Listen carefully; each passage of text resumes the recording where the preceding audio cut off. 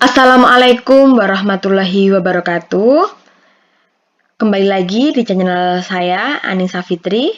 Pada video ini kita akan membahas bab 2 pelajaran prakarya kelas 8, yakni tentang teknologi informasi dan komunikasi atau biasa kita kenal dengan TIK.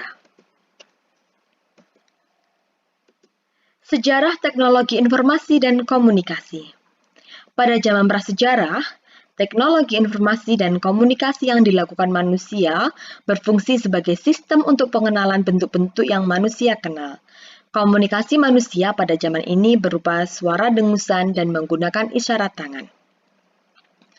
Pada zaman sejarah, mulai diciptakan dan digunakan alat-alat yang menghasilkan bunyi dan isyarat, seperti gendang, trompet yang terbuat dari tanduk binatang, dan isyarat asap. Perkembangan sistem informasi. Pada tahun 3000 sebelum Masehi, bangsa Sumeria dengan menggunakan simbol-simbol yang dibentuk dari piktografi sebagai huruf. Ini adalah bangsa pertama yang menggunakan huruf atau mengenal huruf, yaitu dengan simbol-simbol berbentuk yang berasal dari piktografi.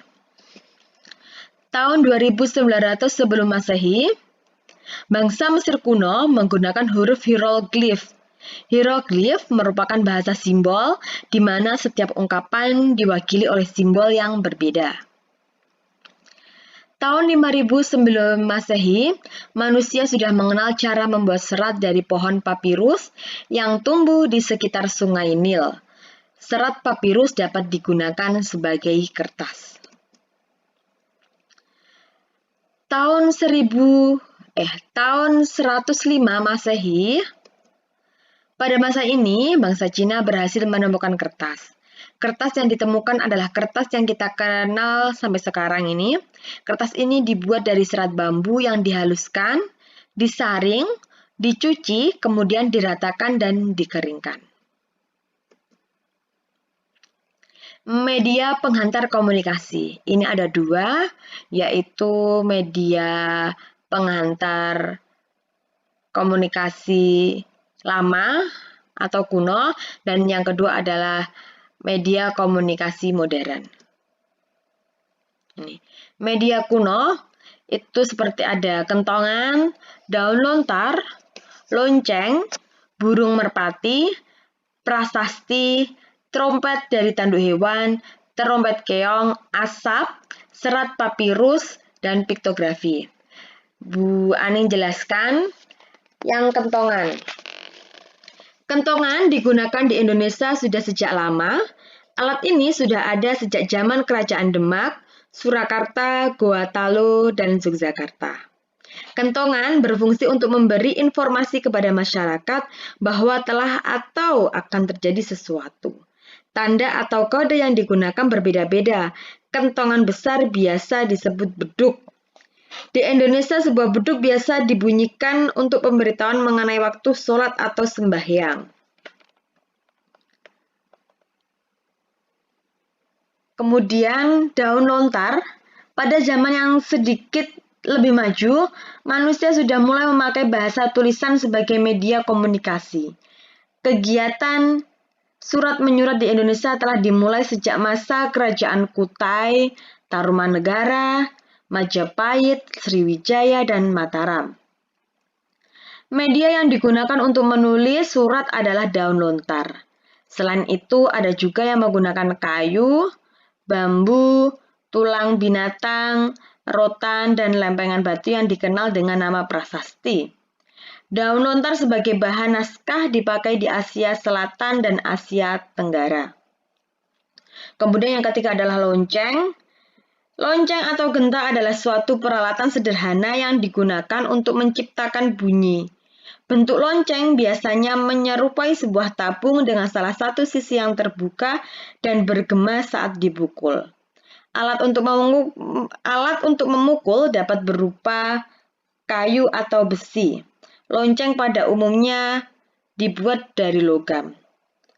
Lonceng juga banyak digunakan dalam peribadatan berbagai agama di dunia, sebagai penanda waktu ibadah atau beberapa ritual.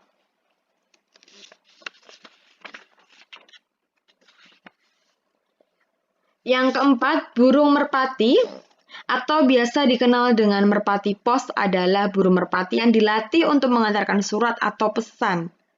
Merpati merupakan salah satu jenis burung yang cukup pintar, memiliki daya ingat yang kuat, kemampuan navigasi, dan memiliki naluri alamiah yang dapat kembali ke sarang meskipun sudah pergi dengan jarak yang jauh dan waktu yang lama. Yang kelima, prasasti adalah piagam atau dokumen yang ditulis pada bahan yang keras dan tahan lama. Dalam pengertian modern di Indonesia, prasasti sering dikaitkan dengan tulisan di batu nisan atau di gedung, terutama pada saat peletakan batu pertama atau peresmian suatu proyek bangunan.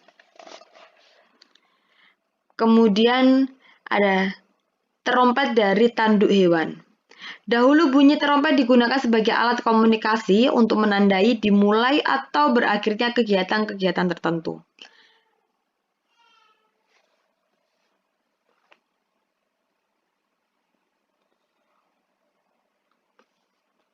Terompet juga digunakan saat perang untuk menandai perintah dan pergerakan pasukan. Kemudian lanjutnya ada terompet keong. Sejak dulu telah dijadikan sebagai penanda perkumpulan atau terjadinya sesuatu peristiwa agar dapat berkumpul. Kemudian ada asap. Secara umum, sinyal asap digunakan untuk mengirimkan berita, sinyal bahaya sebagai tanda darurat atau mengumpulkan orang banyak ke suatu tempat.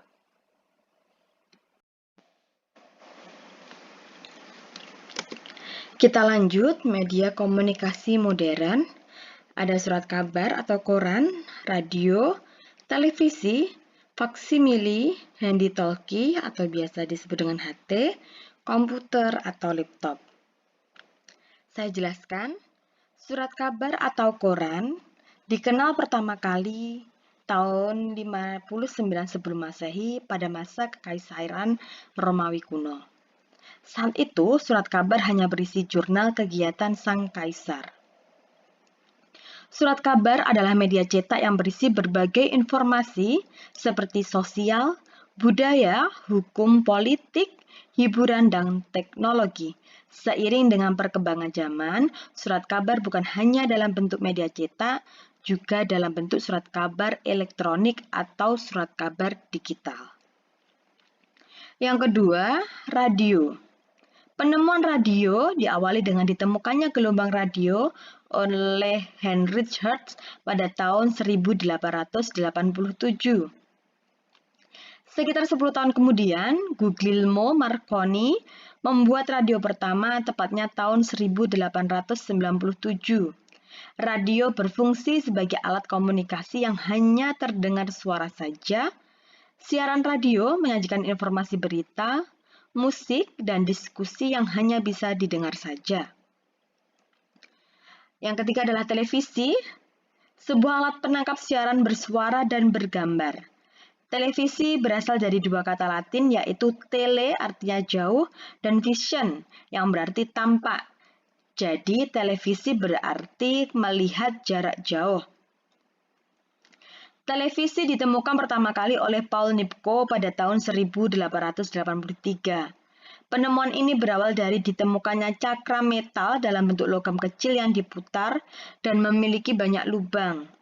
Perkembangan televisi juga sangat cepat, dimulai dari televisi hitam putih menjadi televisi berwarna, televisi berukuran kecil sampai berukuran sangat besar, televisi berlayar cembung, sampai televisi berlayar datar, dan sekarang ini lagi tren televisi LED dan televisi 3D serta ada smart TV yang bisa terkonek dengan internet. Kemudian yang keempat adalah faksimili. Faksimili atau biasa juga disebut dengan fax berasal dari bahasa Latin yaitu faksimili yang berarti salinan yang sama persis dengan aslinya.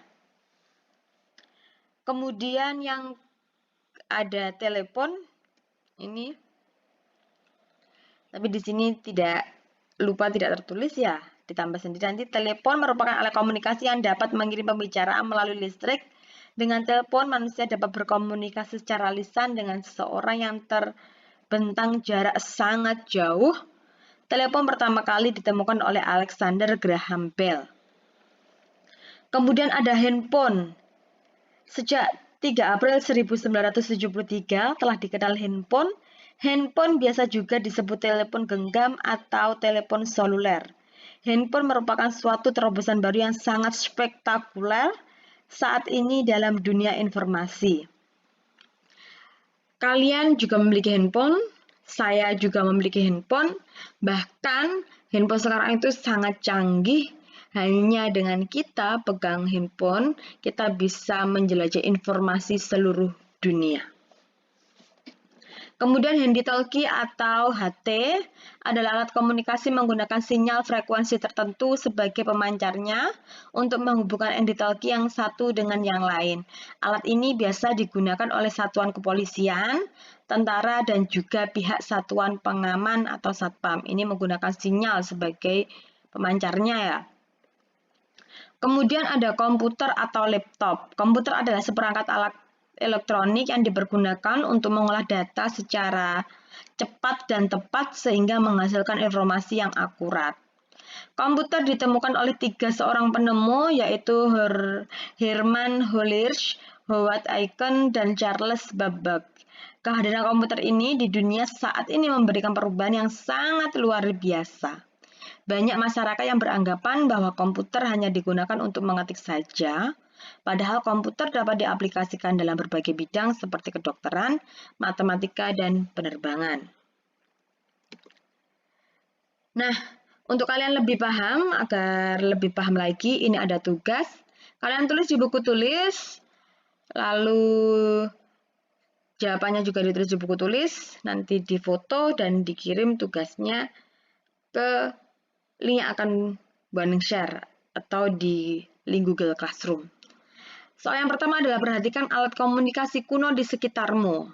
Selanjutnya, tulis dan sebutkan fungsinya. Yang kedua, perhatikan alat komunikasi modern di sekitarmu.